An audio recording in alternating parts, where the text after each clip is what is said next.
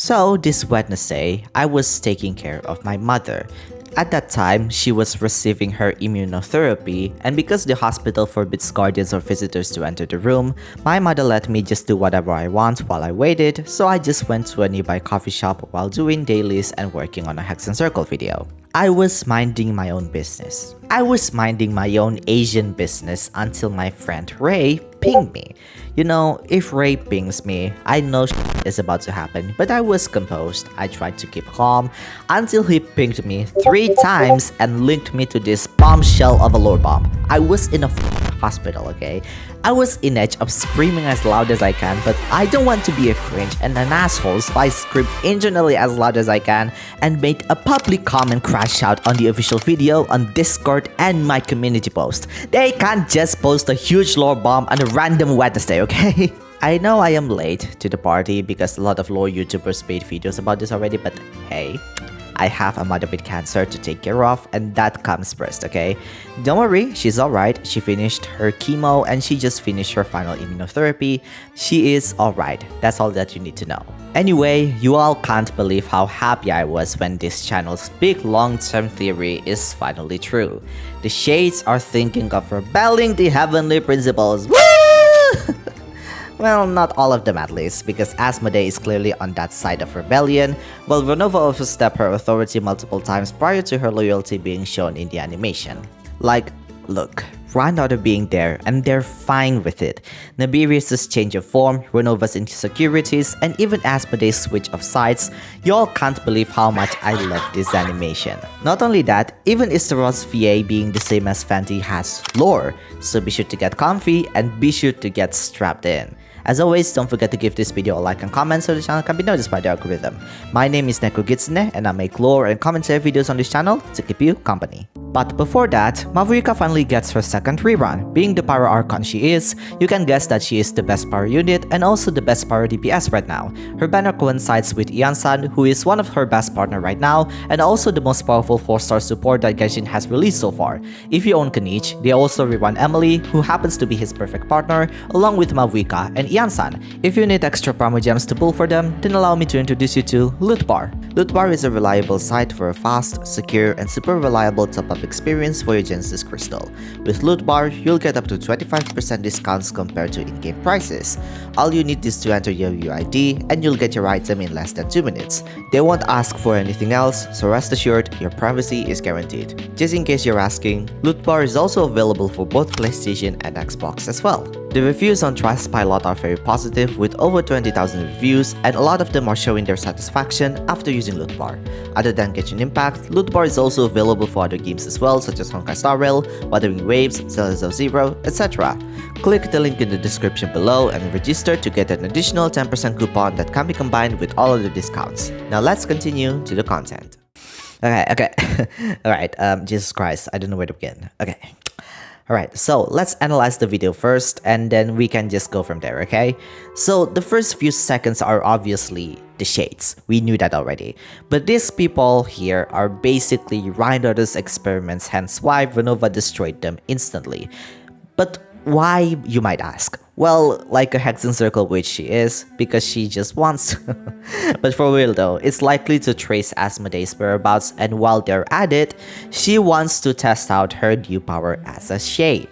Since they're trying to track Asmodee, this is just Rhinedottir's way to track her, and that is by reenacting things that happen in this space. That or she is just creating life and has her creation talk about what Shades are and stopped at Asmodee because this space has no information about her. If I can guess, then this lady could be Rhinedottir's version of Andrew's daughter, but it's purely hypothetical for now. I like how they made it clear by making the choice of style with painting and lineless style, as in hinting this is not a native Teyvat life, and the style changed completely to the usual anime style by having Ronova destroyed the bird that Rhinedottir created. Now I know most of you think there might be more on what meets the eye in the first few seconds of the animation's dialogue. But trust me, they're actually a lot more factual than you think rather than being lore relevant. Except for the Asmodee segment, we are born not from our choice, no one can defy death, and time decays us all as we get older. For Asmoday's segment, this one is definitely interesting because it says she mercilessly tore them apart. Of course, we know what this meant, and while the opening of the game shows them not necessarily being torn apart, their bodies were turned into cubes because, you know, censorship. Anyway, we'll talk about Asmodee in a bit because it gets spicier from there. But while we'll still talk about this, you might see a very interesting pattern here. Life, death, time, and space abides no reason. The artifact shows 5 different powers of each piece: Flower of Life, Plume of Death, Sands of Eon, Goblet of Unitham, and finally, Circlet of Logos. Eon is a period of time on Earth. Unitham means a rock that records an eon, while Logos refers to a persuasion of an audience with logic and reason. Since reason and rule have strong relation with each other, because, in order to make a rule, you need to have a reason why, rule is likely the ultimate power that the Heavenly Principles has. Another interesting thing I find here is how Istaroth bestow history upon them. Them could likely refer to the Abyss Twin because they are now part of Tevat despite not being one. It could relate to how space and time for you or conquest happened. Or this could also relate to her bestowing history and knowledge to the Enkanomians. Now that I think about it, the second option might be more possible because her reason is to pass time. Another more likely answer is that she bestows history upon the experimented humans to find tracks of Asmodee through them. But all in all, the Shade's reasoning to go here is to find Asmodee, but they can't find anything. We'll talk about this later. Speaking of that, Ronova casts the space they are in into nothingness. If I were to guess, this could be one of the worlds that the Heavenly Principles used to inhabit. Another could be a world or life that Asmodee imprisoned, and I am positive that this place is not from Tevat given how different the clothes are in this space. Like, it looks so slice of life, if that makes sense. There are other cubes at the end of the frame as well, which likely there are more worlds that Asmodee imprisoned. Since Unitham records an eon, then the way life, death, and time flow in these spaces are not normal. Hence why Rhinedottir said, "All life here has been rendered unstable, tainted by the ruler of space. I have seen enough to know that repeating this experiment would be fruitless." So let's move on to the meeting, which my god, Robin here looks really Istaroth looks so pretty here. They clearly put all of the design budget on her, okay? Anyway, the three, or Ronova at least, demanded to find Asmodee at any cost, but to Istaroth, finding her will only do more harm than good. Before I get to the reason why, you might want to know why Ronova insisted on doing this. Ronova continuously oversteps her authority as a shade to help humanity. It's not only in Nadland, but could also be in Inazuma because the statue of Omnipresent God looks a lot like her. But if you look deeper, it's not only Renova's look that is familiar, but also Istaroth's necklace and Naberius' veil. Only 3 so far match the resemblance of the 4, and this could be the visual representation of A's ideal of eternity. Omnipresent also means anywhere and everywhere, so this could be her way to praise the Heavenly Principles. You might also remember A's second story quest, and we can assume that Makoto probably did not only talk to Istaroth, but likely to other shades as well. Asmodee likely not present in that conversation, hence why her figure is not included. However, according to the lore, the statue was made quite recent, so it's likely in the making of the statue, she contacted Ronova, but it also could imply that she also included the other shade's figure as well. Now, if we assume that's the case, then it's not enough to really punish Ronova, don't you think? Istaroth helped the people of Enkanomia and she's fine. Naberius created Egeria and she didn't get the same punishment as her when Egeria committed the sin. If anything, Istaroth should be the one that gets punished because she's a lot more involved in Tevat's government, don't you think? So, what exactly did Ronova do? Well, if you read the book of Perrin Harry, that's why. In that book, the Crimson Moon is described to also have eyes, and you can only see the moon if you answer yes when asked, "Are you dead?"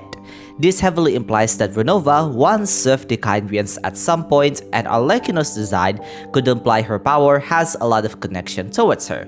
If you find this as a stretch, then remember that Arlecchino still deems those who forget their memories of the orphanage as death. Even her power is basically her double-edged sword if she shows too much emotion, and her fingers look a lot like Ronova's. So take it like this. Ronova lent her power to Xbalanque and created rules of the Night Kingdom so the Natlanis could survive. She intervened with humanity's fate multiple times and let Xbalanque know about Natlan's grim future, which is something that she should not do. Added with helping the Kyrians, the Heavenly Principles punished her really hard. You should also remember that the timeline between her punishment and her placing the Curse of Immortality could be far away. My friend actually has a good theory on this, and I agree on it, because what if the Curse of Immortality is her punishment? Death to most is an end of suffering, and let alone Ronova is the one that controls this. So making one immortal is the counter of this rule, don't you think? This might explain why she is quite a stickler to the Heavenly Principles rules, because she might be punished even more, and that disciplinary action could do a lot more harm to herself. Like what Yohualdejutin said, she succumbed to self-pity, meaning she feels sadness for experiencing the punishment. You can even see it on her facial expressions and her hand gestures in the animation. We'll talk more in detail about this later, and this comes to the next point, and that is the harm of looking Asmoday. So Istaroth thinks that Asmoday has betrayed them by switching sides. While Istaroth, Rhinedottir, and Naberius don't think too much of it, Ronova however finds it unbelievable how they think it's trivial. She also mentions that Asmoday likely loves her master more than she loves herself. From that conversation, this makes a huge uproar within the community. Basically, this is likely Hoyo's way to confirm that yes, the long-time theory of the unknown god being Paimon is correct. Still maybe, of course, but let me cook, okay?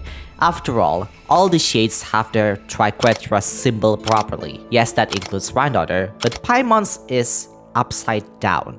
Her veil seems to show space as in literal space, and her constant love of devouring food likely refers to her past self of used to contain worlds or eons in the form of cubes. There are two ways for me to figure out how this happened.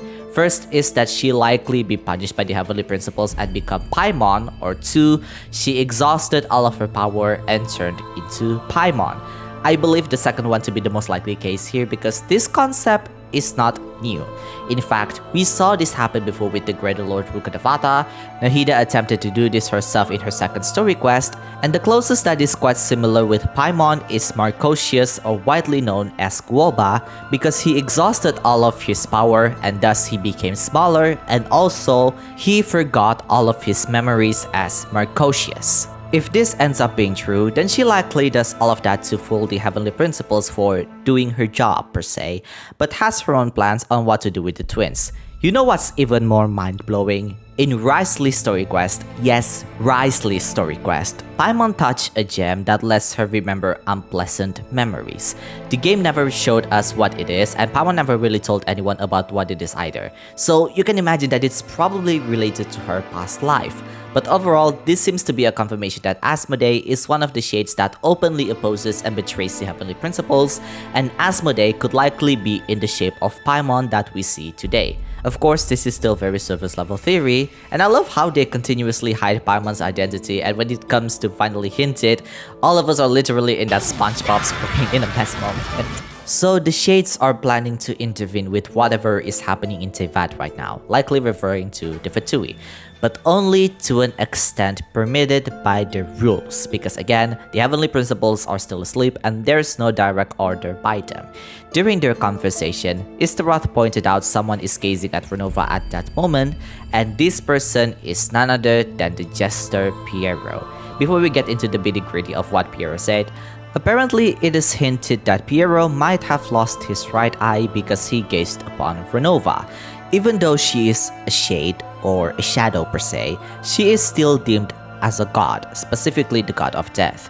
You might also remember that these shades don't like being referred to by their real name by humans or archons, hence why we see Istaroth's name written backwards in the before of sun and moon, and they refer to remain in the shadows, hence why we see Renova's eye form instead of her actual form in Natlan's Archon quest. Because Piero gazed at her physical form, that must have displeased Ronova, and she took one of Piero's eyes while casting the Curse of Immortality. Funnily enough, it seems those who witnessed this probably lost their eye, and this could explain Rhinedottir's homophobic eyes. Of course, it could be just a design choice that one eye is Naberius's while the other is Rhinedottir's. No, Kaya's eye patch does not relate to the shades. It's because of his fight with Diluc after Krepus' death. It's already explained in the Hidden Strife event, and his eye is completely functional. But of course, there could be more to that, and that could be a symbolic thing, but that's a topic for a different day. Of course, we can't forget about Piero's monologue. So what does it say? And what does it mean? Well, according to him, receiving the god's gaze is considered as a blessing, hence the name Vision.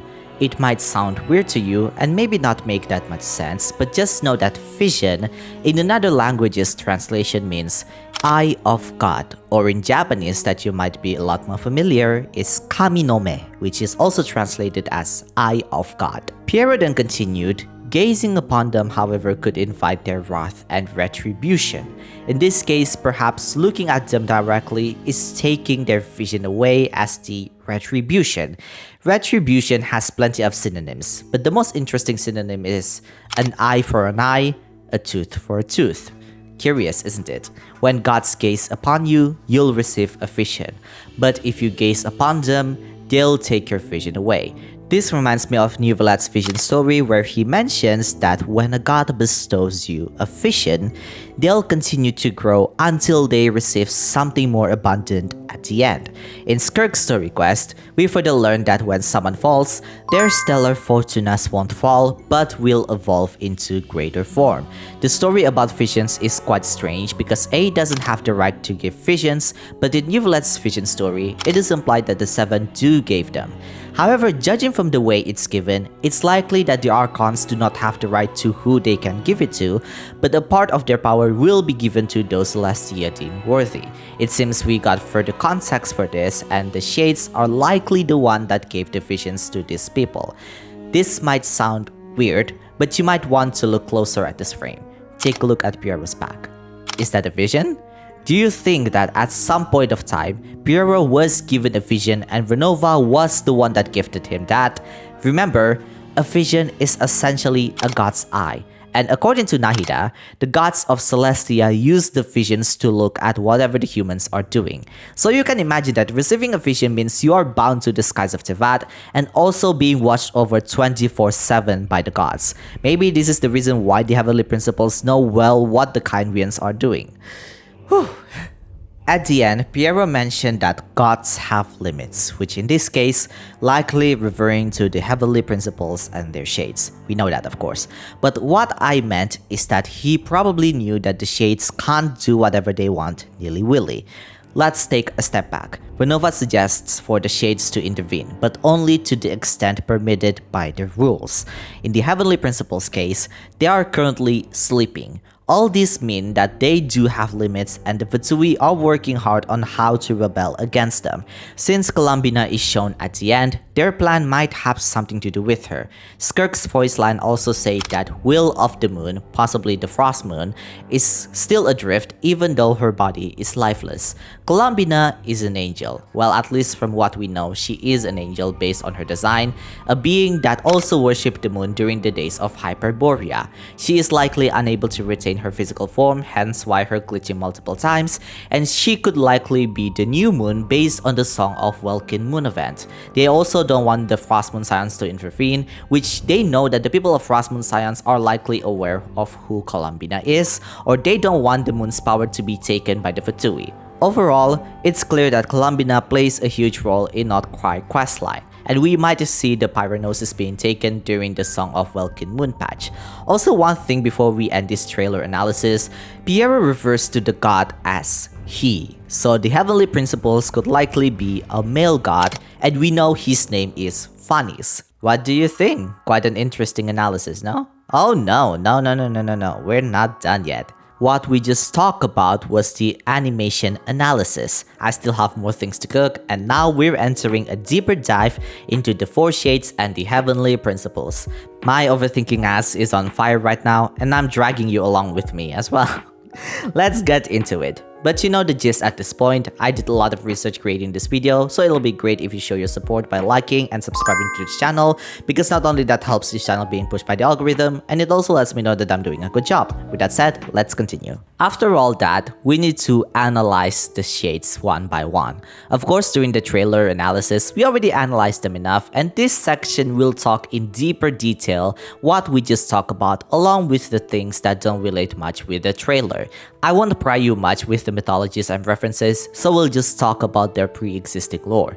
We'll start with the ones that we know the least to the one that we know the most of. So Asmoday is the ruler of space, confirmed by this animation, and she deems herself as the sustainer of the heavenly principles.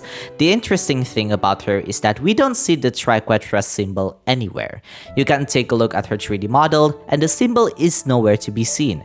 Even in Rhinedottir's case, she has her triquetra symbol on her veil. I think we all can agree that the heavenly principles symbolize himself with this symbol, and if Asmoday is currently with the Traveler, then we've been with the ruler of space all along. Perhaps this answers why Paimon always say, why don't we explore the area ahead of us later every time we try to enter the borderland?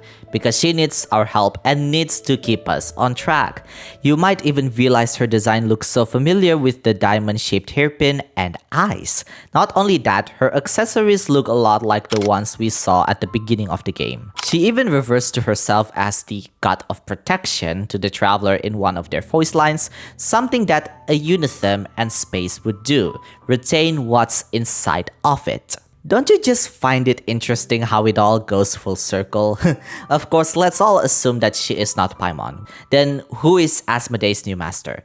Other possibilities would be her joining the Abyss, likely even joining the Twin side even, while the other could be relating to the Dragon King Nibelung. However, given the timeline, I personally believe she might be Paimon, and from how Ronova described it, there might be a day when Paimon show her true self as Asmoday, and worse, the emergency food will be a full-on lore than a gag where she loves her master more than she truly loves herself. It definitely recontextualized everything we know about her, don't you think? I actually just found something interesting from Minsleaf Shorts, and Paimon could likely be a part of Asmoday. But if I were to take it a step further, like I said earlier, she might exhaust all of her power and turn to the Paimon we see now. I mentioned in one of my videos before that the Traveler will win against the Heavenly Principles and become the new ruler of Tevat, because remember, only those who can shake the will of Tevat will have the right to shape the world. Guiding the Traveler is Asmoday's way in order for the Traveler to save Tevat. And let's say if Asmoday and Paimon are different people, like what Kukulkan said, Paimon could likely be an emissary of Asmoday. Something interesting about these shades is that they seem to be more than just affiliated with elements, but they are also affiliated with their respective archons. We'll talk about them in their individual section, but Asmodee's, in my opinion, is the most interesting one because her affiliation could likely be Zhongli and the Tsaritsa. In Zhongli's story quest and Liyue's Archon quest, we tried to ask him about Khaenri'ah, the Cataclysm, and even his deal with the Tsaritsa. However, he is unable to say anything about it because he is bound to a contract, and that contract could be with the Tsaritsa and Asmodee, who also tries to rebel against the heavenly principles. After all, the word Unithem is essentially a rock that records a period of time, which likely refers to Geo.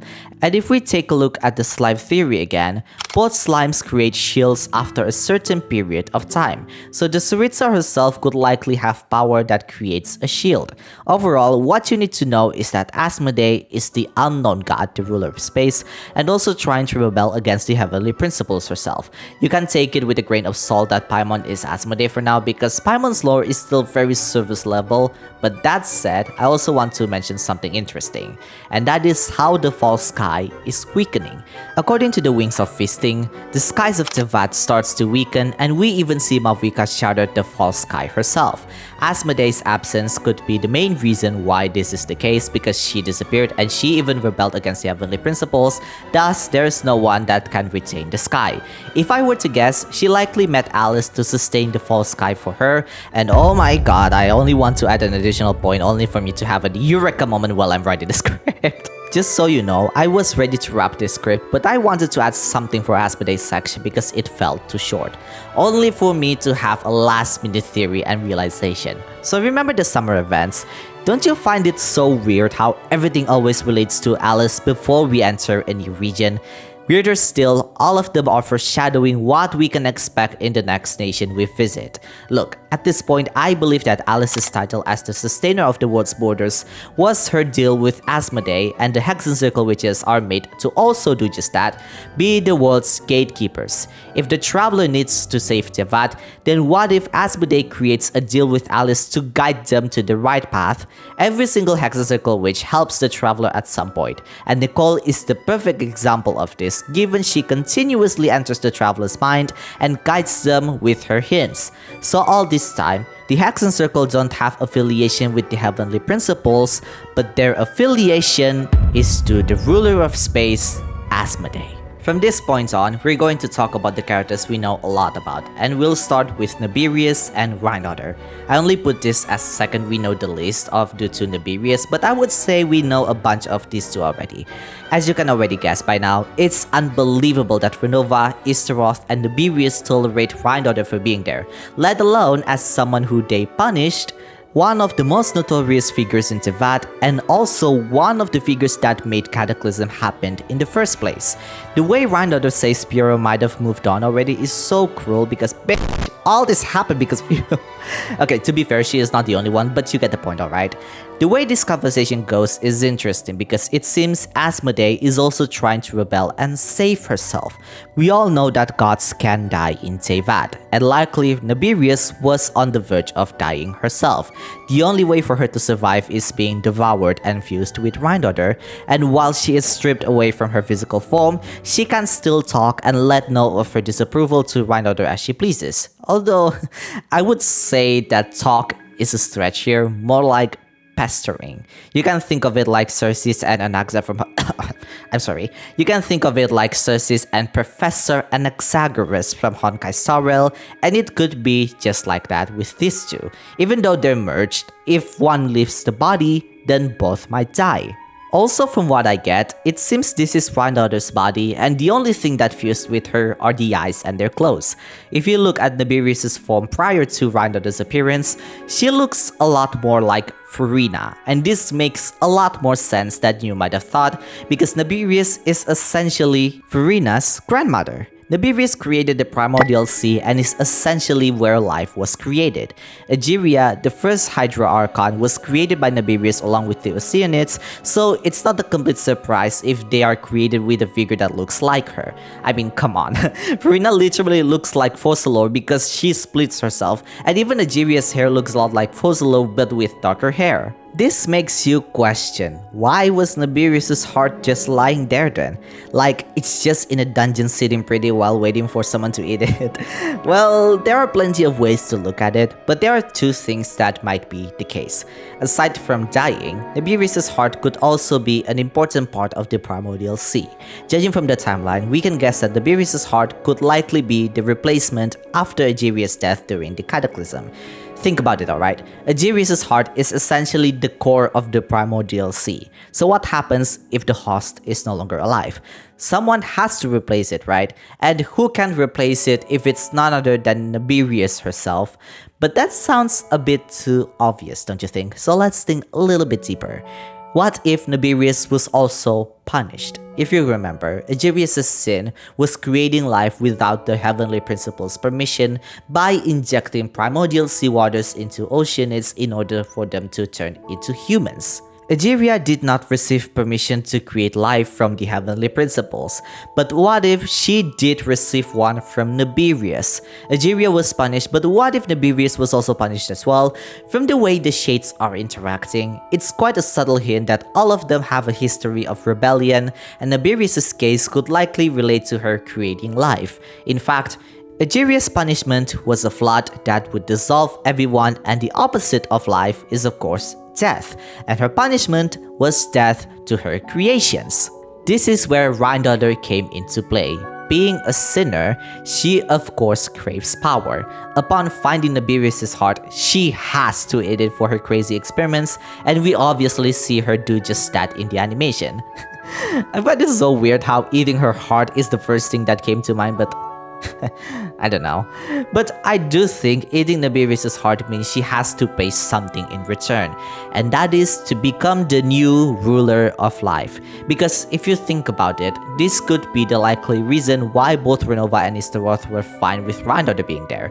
I would even say that Rhinedottir does not care who she becomes, because if she reaches the perfection, then she'll do whatever it takes. Naberius seems to continuously monitor Rhinedottir because if she can do whatever she wants, well, who knows what happened to Zevat after that.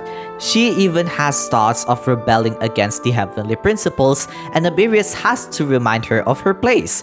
From the looks of it, she doesn't seem to care whether the power she uses originates from the abyss or not. As long as it means she can continue making children, then she'll do it.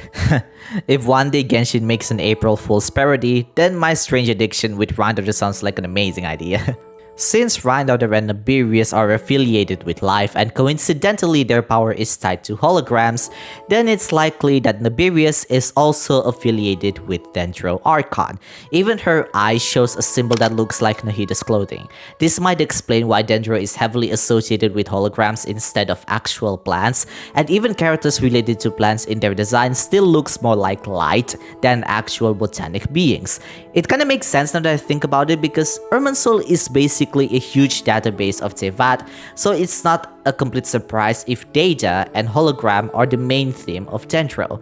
That somehow makes Rhinedottir's affiliation with Hexacircle solid, but at the same time, her relationship with the Sinners might be strange. I would likely say they might want to destroy Kindred to begin with, given how nonchalant Rhinedottir's attitude towards Piero's case, or she is just a mad woman from the very beginning. We'll talk about Rhinedottir in another video, but for now, let's continue to the next shade, Ronova. I'd say Ronova is one of the shades that we encountered the most of, even though we encounter Istaroth's name a lot more frequently than her.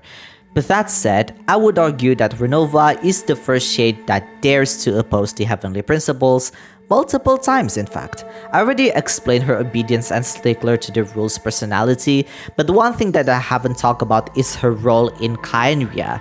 So before I continue, I just want to let you know that Renova's involvement in Khaenri'ah is a very copium theory, because the Crimson Moon being mentioned in Perrin Harry could likely refer to the iridescent moon. However, since the book of Perrin Harry mentions that the moon has eyes, Piero could likely know Ronova personally, and Arlecchino's power has strong resemblance with her. We can just take this into assumption that Ronova is the said Crimson Moon, at least for now. So in Perrin Harry, during the era of Crimson Moon Dynasty, the Khaenri'ah sage at the time was trying to find a descender. In order to do this, they opened an orphanage for children that came outside of Tevat, pretty much like Skirk, who is essentially an alien. Whenever these children enter the orphanage, they are asked to enter a corridor, and when they reach the end, they have to answer that they're dead when asked whether they're still alive or not. After they answer that, a crimson moon with an eye will gaze upon them, thus deemed as being reborn. Knowing Arlecchino's resemblance towards Ronova, whether it's their back aesthetic or their design choices in general, it's likely that Ronova was the moon that gazed upon them. But knowing that Ronova was the one that gazed upon them, she either did this to prevent the Descenders from coming, or she prevented the Khaenri'ahs from praising the Crimson Moon. Or ironically enough, the Khaenri'ahs are praising Ronova to begin with, and they only know that she was the one that they praised when the Cataclysm came. It might be even more depressing if Ronova was only doing her job but ended up loving the people of Kynria and taking care of them herself under the guise of Crimson Moon. Take a look at Arlecchino's signature weapon. This is basically the continuation of Parent Harry, and let me read you an important line of that weapon. Just to remind you, I want you to sink into these words. By the time of the blackened sun, the name of the Crimson Moon had long faded along with the crimson that had flowed. Only the epithet Pale Moon remained to stain the lingering detritus. Whether the unclean who suffered from the curse or those unblemished ones not yet tainted by fate, none would again consider themselves a follower of the moon's remnants. Few survived the utter destruction of their kind, hiding in the shadows where the sun did not shine, longing for the crimson moon to decree their desire for vengeance be repaid. But the so-called repayment never came, and the dark sun fell to the same ignorance and arrogance. When destruction once again was nigh, only the mocking moonlight spilled forth upon the shadow of the sun, long burnt to ash. Fate, fate, O terrifying and pale fate, why must you abase yourself and submit to such a tyrannical usurper? If the pale moon's remnants had already sealed your doom, what meaning could be found in the blood vengeance of bygone days? If the destiny she-wolf mocks us so, then let us mock destiny as loudly as we may, until the last shadow of the ashen sun burns away the old world, until the crimson moon witnesses the immaculate dawn. Interesting, isn't it? So here's my interpretation. The Kynrians likely saw Ronova as a moon instead of a god, but when they brought the children to the orphanage, while they did see the moon, the eye likely was Ronova. But when the Eclipse Dynasty came, the Crimson Moon disappeared, likely Ronova disappeared in this case. Most of her followers either fell or hid away, and when the Cataclysm came, Ronova came back and destroyed the nation instead. I can say this because the weapon refers to the Crimson Moon as she when she came back to Kynria. This could be the reason why Piero's hatred towards Ronova is so strong, and in fact, he was the first ever person who told Arlecchino about the Crimson Moon Dynasty. I wouldn't be surprised if the one who spoke the last line on the weapon was indeed Piero. So, in a nutshell, Ronova likely helped the Kynrians during the Crimson Moon Dynasty, but once the Heavenly Principles found out, she was severely punished. It's likely that both Ronova and the Crimson Moon are highly intertwined, like they are connected to each other, and I would say that to be the case because A's obsession with eternity and most importantly, the moon. Her echo mentioned how obsessed she is with the moon, and it is shown plenty of times in her design and even her charge attack animation. So don't you think the connection between Ronova and the Crimson Moon quite strong at this point? But anyway, aside from the Pyro Archon, Renova's influence on the other Archons could be the Raiden twins. We can discuss about that in later videos. Now let's move on to the final shade, Istaroth. Istaroth is the shade that we never encountered before, yet her name is mentioned a lot more often. In fact, it's all the way from 1.0, where she was not mentioned by name, but instead mentioned as Thousand Winds. In Enkanomiya, she is mentioned as the God of Moments, and also the only shade that responded to the Enkanomians when they tried to seek help from the Heavenly Principles. Some of you might be surprised why Istaroth and Fenty share the same VA, including the Japanese one where a male voice actor voiced her, and I'm kind of surprised that not a lot of lore channels explain about this in deeper detail, because this is actually a lot more lore relevant than you might have thought. By lore, Fenty is a single thread of the Thousand Winds. Essentially, he is a part of Istaroth and they used to rule over Mondstadt together. At that time, Fenty was only a little animal spirit with no power whatsoever, but soon gained power during the War of Rebellion against the Caribbean after the worship of Gunhildr clan. Just for context, Gunhildr is basically Jean and Barbara's ancestors. It's likely that Istaroth was mentoring Barbados before he became the Anemo Archon, but over time, Istaroth was ironically forgotten by her people, and it could likely be the result of Lawrence clan's aristocracy, where they suppressed the knowledge of Mondstadt's history, destroying the historical records and relics along with it. At a different time, the Knights of Favonius library was burned down, and the ones we see right now are only the 1/6 of what it used to be. Like I mentioned earlier in this video, Istaroth is the only shade that responded to the Enkanomians when they seek help from the Heavenly Principles and his shades. She continues to help them, and the scribes of Enkanomia dedicated themselves to write the history and the passage of time in Lightless Land. Of course, Lightless Land means Enkanomia, hence the before of Sun and Moon that we see today. Istaroth's worshippers never really call her by name, and even if they do, they write her name backwards and opt to call her by a different name like Kairos or Tokoyo Okami. But just like in Mondstadt, Istaroth was eventually forgotten by the people of Enkanomia after the rise of Orobashi and soon disappeared completely after they moved to Watatsumi Island. To some extent, there are signs that Hilichurls might also praise Istaroth and the Heavenly Principles. The Musk family who dedicated themselves to research on Hilichurl languages suggest that they don't praise the animal archon, but rather they might praise the animal element themselves. Istaroth is usually connected to the element of animal, and this is mentioned plenty of times in the Byakuyakoku collection and many of her titles. This might suggest that not all Hilichurls are Kaenrians, but there are some that are cursed as one. In the Aranyaka questline, an Aranara by the name of Aranaga gifted us a flower that cannot be destroyed by at oblivion, which according to him, the flower cannot be destroyed by the wind that blows forever, the thousand winds that return to one. At oblivion itself is a Latin word for to oblivion. With the way Aranaga describes what it is, this suggests that ad oblivion is another title for Istaroth, and Aranaga is referring to a Teyvat phenomena called the erosion. Erosion is simply a phenomena that occurs over time and will make one lose senses of self or even their consciousness, making them susceptible to explosive rage. Thus, the more powerful they are, the stronger the effect of the erosion goes to them.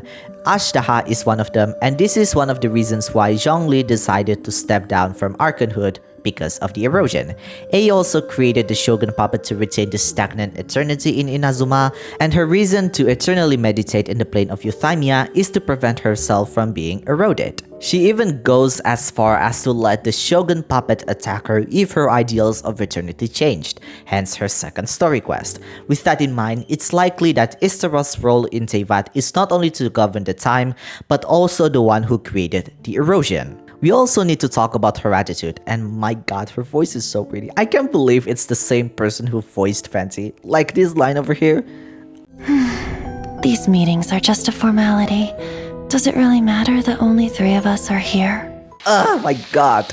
Oh my god, I love her so much. Shut up. I know I trash talked her in my last video, but pretty privilege gets me okay. Anyway, aside from Ronova, it seems that Istaroth is one of the shade that serve humanity the most out of them all. But it doesn't seem that she herself is completely loyal with the Heavenly Principles either. She continuously serves humanity like Ronova did, but weirdly enough, she didn't get punished, or at least from what we know, she never get punished. Could her exhausted demeanor be the reason why? Or her to be forgotten is actually purposeful to hide her tracks? Here's the thing. The before of Sun and Moon is the true history of Teyvat, and so far, the only people that knew about this history are the Archons, the Angels, the Dragons, and likely the Kaenrians. The reason the Enkanomians knew about this was because of Istaroth, who provided them with knowledge to create a fake sun and also provide them with history. Even though Natlanis are aware of the existence of dragons, they are likely not aware of the Heavenly Principles usurping Teyvat. Before the Heavenly Principles fall asleep, knowing this information will lead you to a lot of trouble, like Orobashi for example, who was slain by Ei for reading this book, and it was an order made by the Heavenly Principles to her. Don't you find it curious how Istaroth, the one who essentially contributed to make this book, was not punished by the Heavenly Principles at all? Or maybe she did, which I would believe that's the case, because telling the humans about this secret can likely lead her to a lot of problems. Since we talked about punishment, I believe that all of the shades are punished at some point, and they are not as loyal to the Heavenly Principles as we might have thought. All of them served humanity at some point, and it seems they genuinely love them because they continuously provide for them. Even though Istaroth's way to pass time is to provide history to Enkanomians, she could have done anything else but that and could have avoided the punishment. I mentioned that the Shades are planning to intervene with the Fatui, but only by a certain extent permitted by the rules created by the Heavenly Principles. Principles. According to that video's description, it's likely that they start to act out of fear, so they either act out of the Heavenly Principles' awakening, or 2, they know that the Fatui has potential to defeat them. After all, the video's title is God's Limits, and from what we already discussed, we see glaring issues of their limits and what they can do, and the biggest part of all is that they can't act out of their own will. The Heavenly Principles' power is the power of reason and logos. Like I already said, it is related to persuasion or reason. Their power is likely to control. They're a control freak. And this leads to the final and surprise section of this video, Phanes. So according to the Before of Sun and Moon, the Heavenly Principles do have a name, that being Phanes. Pierre also mentioned a god with he as their gender pronoun in the animation, and it's very unlikely for him to revert to the shades because we know that all of them are female, so Phanes is likely to be a male god. And Kanomiya, however, said that the primordial one, the Heavenly Principles in this case, is androgynous, meaning they have both male and female features. This match with the Traveler Twins, where they will win against the Heavenly Principles. I mean, come on, it's a gacha game. You think that outcome is not obvious already? But anyway, what I'm trying to say is that the Heavenly Principles is likely a male god. Because all of the shades have white hair and yellow eyes, except Naberius due to using Rhinedottir's body, then we can assume that the Heavenly Principles also have white hair. With that, I'm going to use Phanon as the placeholder for now. Just know I'm not saying Phanon is Phanes. I need a placeholder image, okay? I'm an artist, but I can't be bothered to draw him right now. This video is way too long already. Anyway, Phanes holds the power of reason, or in other words, rules. If you dare to break them, then Phanes have a reason to punish you, and that reason refers to you breaking the rules that he made. After all, Phanes is still a descender, a being that can shake the foundation and will of Teyvat. But there's also something I find interesting about him. You see, in the Before of Sun and Moon, Phanes seems to be a genuinely loving god for humanity. In the finale of the Deep Galleries, however, he punished the first angel and the Voyager for rebelling, and again, this is because of the first angel's rebellion, and therefore, Phanes used the power of reason to punish her. The fate of the Voyager remains unknown because all we know is that their memories are completely wiped by him, but this was a source from a Liyue legend that we can't really put 100% trust on anymore because a lot of the things that mentioned in the records of Jueyun are further clarified in the finale of the Deep Galleries. Personally, I think Phanes do love humans, but not in a way that we might have thought. In my older videos, some of you mentioned that Phanes is like Sunday, where he wants everyone to be happy but by caging them in a sweet dream, and to that, I agree to this notion. He even goes as far as to create some rules in the dreams, and his affiliation is not with the harmony, but with the order, and even then he tries to usurp the power of harmony. If we take that into reference, Phanes' love for humans is by controlling them. Like, for goodness sakes, the fate of humanity is already predetermined by the skies of Teyvat, and everyone in Teyvat are basically the puppets at this point. This might even be the same case with the Shades, where they are tied to Phanes' rules because, well, they are Phanes' shadow. Everything has a reason why they're being made, and there might be a reason why Phanes is still sleeping. Even after Focalos's act of defiance by destroying the Hydrothrone, he is still sleeping. Personally, I have no idea, but I might know why he did what he did. It could be trauma because he might have lost his home. This is more speculative than last time because it's just me trying to figure out why Phanes is the way he is, so you see, given the lack of context, there's absolutely no reason why Phanes invaded Teyvat to begin with, but the finale of the Deep Galleries mentioned that the Voyager's duty was to charge civilizations that are fated to perish. Phanes could be from one of those civilizations, and invading Teyvat could be the only way for him to survive. Now that I think about it, his way to deal with the Voyager could be his way to say f*** off to her in order to keep the world he wanted to stay intact and not be destroyed. Do I think what the Heavenly Principles did was justified? No, he invaded someone's world for goodness sakes. At some point of time during the War of Vengeance, which likely the same time with the Voyager and the First Angel's act of rebellion, he cast the Celestial Nail to the city of Hyperborea and likely cast it on other places as well. These nails were made to restore the world from abyssal power, but at the same time also ruin the area surrounding it. There are interesting theories regarding this, and these nails could not only suppress the abyss, but could also suppress the Dragon King Nibelung's body underneath Teyvat.